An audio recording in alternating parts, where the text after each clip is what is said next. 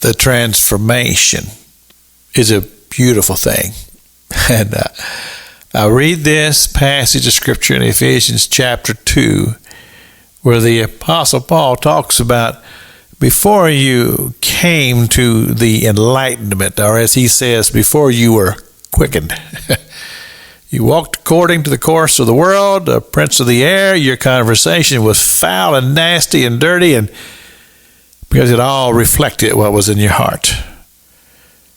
And then sometimes my wife and I, again, have a conversation, and she'll tell me, she says, I don't understand. So-and-so is a Christian, but sure don't talk like they're Christians. And they talk about their lives and the things that they do, and that don't sound like what the Bible teaches. And I have to admit, it is somewhat bewildering that somebody would say, well, I'm a born-again child of God, but I live an immoral life. And that's hard to comprehend. But then again, I have to be careful because I don't want to set myself up as the ultimate judge of everybody else, because I have my own imperfections. And I realize that I am a man who is subject to the passions of the world, even though I seek not to be a person who is following after the course of the world.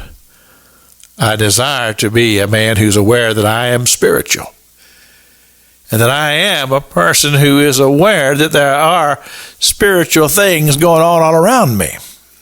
So, as a part of the transformation, to understand, as the Apostle Paul tells us in the 4th chapter of Ephesians chapter 2, he says, to understand that I serve a God who is rich in mercy. And I say, oh, I thank God for that.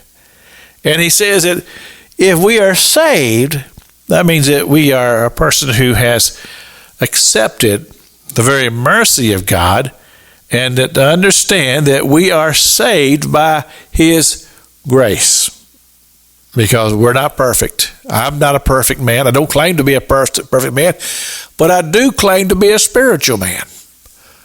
A man who seeks spiritual things and spiritual activity in my life.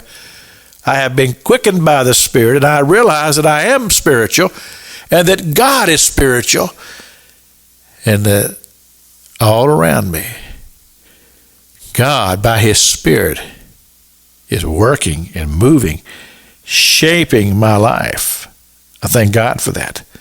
And then he says here, and he has raised us up to sit in heavenly places and to be aware of spiritual things, to have this great revelation of the very mercy of God, and to understand that God's involved in the lives of humans, and that we are people who have come to faith because of his grace.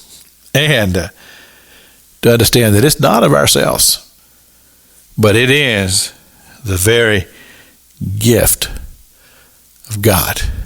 And I thank God for his wonderful gift. This is Pastor Jack King with the gospel on the radio broadcast.